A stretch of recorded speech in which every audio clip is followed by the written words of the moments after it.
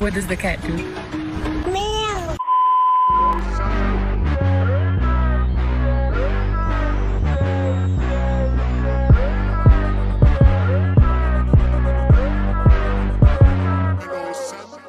Hey, what's up everybody? I hope you are having a great day and that life is treating you with the love and care that you deserve. As you guys know, I was dealing with and still deal with depression, and depression was actually the reason why I ended up taking a hiatus from social media and from making videos on YouTube. And I wanted to just talk more about that and how I deal with it and cope, and hopefully some of the mechanisms that I use can help you guys deal with whatever you may be going through. So for starters, I'm realizing I need to pay closer attention to triggers and things that may look like triggers for me.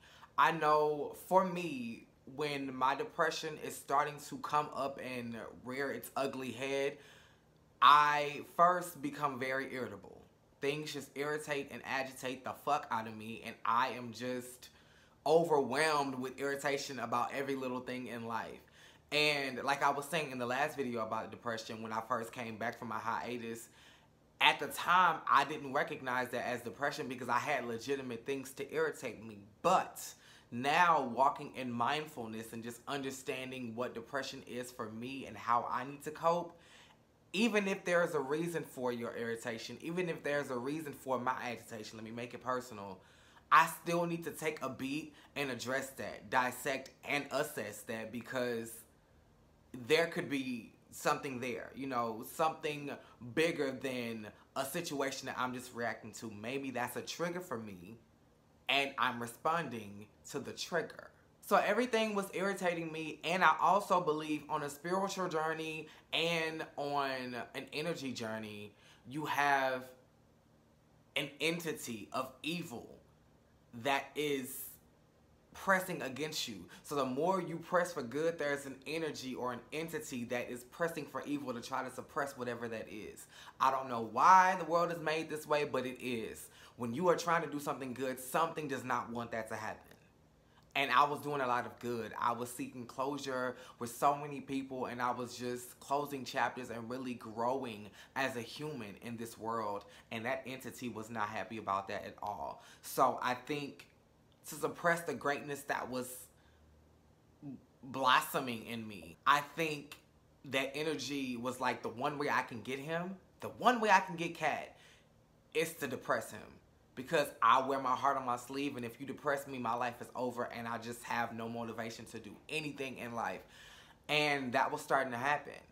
And I was thinking it was just related to work, and it really wasn't. It was just the way I was seeing the world and the way I was letting the world affect me. So what I started to do was meditate. I really wanted to explore my mind. Friends around me were helping me really realize that there was something greater. Not only greater than me as far as an energy source and, you know, a higher source, but there was something greater than the knowledge that I had. There's more out there. And I think God, whatever we decide to serve, whatever we decide to believe in, wants us to know more. The world is out there for you to explore and for you to see. I mean, not right now because of the pandemic. But, I mean, yeah, you're supposed to expand your mind and ever change and ever grow and ever learn. So a part of my curiosity was found in religion. And I watched movies like Eat, Pray, Love, and I really wanted to explore Buddhism.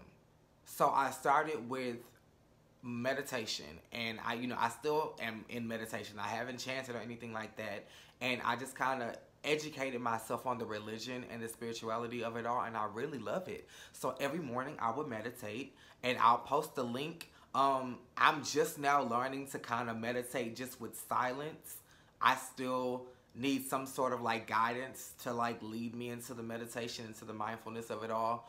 And that's okay. You know, whatever meditation looks like for you is okay. But I was meditating each morning, and I was doing good. I was drinking my warm tea with lemon in it to help with my digestion. Everything was great. And then once I felt like I had beat the depression, I stopped.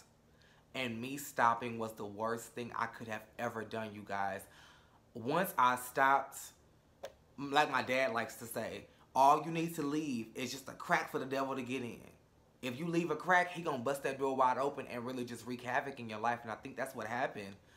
Once I stopped, I left just enough energy, just enough space, just enough opportunity for that entity, for that energy to come in and continue its dirty work. And it just kept getting worse and worse and worse. And once I started feeling bad, more time got away from me and I wouldn't meditate. Once I stopped and I thought I was good, and then I started getting bad again, I didn't jump back into the meditation because I lost that motivation. So I was, you know, not doing good at all. And I simply got tired. I got tired of feeling the way I was feeling, and I knew I needed help. Imagine being in a room and you are chained to a wall, and people keep coming in and wanting you to go with them. Hey, let's go to the store. Hey, let's go to the mall. Hey, let's go get something to eat. Hey, let's go take a walk. Hey, let's go to a concert. And you want to go so badly, but you can't leave the wall. And for some reason, there are no words in the vocabulary of your mind to articulate, I can't go with you because I'm chained up. Unfortunately, people can't see the chains. And they're just like, come on. Like, why won't you come? You say you want to come, so let's go. And you're just like, and they're like, what? Why are you just glued to this wall? Come on. That's what depression is. And people telling me to come on was just people telling me to cheer up. And don't be depressed and don't feel like that. And it was so frustrating. And just, I wanted to strangle people because I couldn't articulate. And even when I said I was depressed, it was just like, well, don't feel like that. I hope you feel better. And it's like, I know that's a generic way to make somebody feel better and to comfort them and to let them know that you care about them, but don't do that. Try something more along the lines of, what can I do to help? Or do you want to talk about it? Or if ever you want to just, you know, take some time to just vent, I'm here. Be a listening ear. Be support. But don't try to make me feel better, because it's only going to make you upset or frustrated when you're unsuccessful.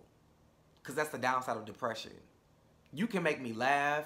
You can make me smile. You can take me to my favorite restaurant or my favorite whatever. I'm still going to feel down after that moment. And you're going to feel unsuccessful in your attempts, and it's going to make you feel bad and frustrated. And we don't want that. We don't want two people feeling wacky, you know? So how did I cope and help? I sought help. I got tired of feeling bad, and I went to therapy, and I got on some great medication that I don't need to feel bad about taking. I'm not crazy. I haven't lost my mind. It's just like a vitamin. That's how I see it. It's just like a vitamin. I take it every day. I take 2 a day. And the only thing I'm getting used to is that some point throughout the day, baby gonna have to take a 2 to 3 hour nap. And I'm not used to naps. You know, I'm starting to get some happy weight because I'm feeling better. But, you know, when I eat and then take a nap, the weight sticks to you. And I'm just like, oh, my God, I don't like to work out. I'm just used to usually just being naturally skinny. Like, it does not work. It does not work. It does not work. And I need to figure out how to get my metabolism back up. But other than that, I feel great. I feel great. I am back to meditating every day. If I miss a day, I don't beat myself up about it, but I make sure I get back on the saddle. Mornings are best for me. I don't really meditate before I go to bed. Yeah, that's how I like to start my day. That and a warm cup of tea. I love to meditate. And like I said, the link is below. I listened to a trigger mantra by Janae Aiko. That's what I listen to every morning. It's 6 minutes, just shy of 7 minutes. And it's great. I clear my mind. And this is what meditation is for me. Viewing thoughts as cars on the street. Just traffic. Meditating is not clearing the road of the traffic. Meditation is simply sitting on the side of the road and watching the cars pass. You don't need to involve yourself or educate yourself about what's going on in each car. You don't need to hop in the car to see more. View the car pass and go on. Because the thoughts are going to come. And eventually you'll get to a place where you can silence those thoughts and you can clear your mind. Another thing that helps me is I count my breaths. 1, 2, 3, 4, 5, 6, 7, 8, 9, 10. So the cards will still be going, but your focus will be on 1 through 10 and all over again. That may not be clearing my mind, but if I can silence it to just one thing, I can quiet the anxiety of overthinking. Because if I'm still overthinking and still having my mind go a mile a minute and I'm trying to, you know, involve myself with all of those thoughts, I'm defeating the purpose of the meditation. And it helps so greatly to just have those mechanisms in place and to just take just shy of 10 minutes to just clear your mind. Take 10 minutes for yourself to just silence the noise and clear your mind. I promise you it will help the rest of your day. I'm telling you. At least it helps me. So I wanted to share with you guys the things that I have been using, the tools that I have put in place to help me deal with this, because I know I'm not the only person going through it. So hopefully the things that I use could help you as well. So as I get more tools, I will share them with you on the Patreon. And yeah, I love you guys so very much. Make sure you are liking, commenting, subscribing on YouTube, and that your notifications are on. Same place, same time.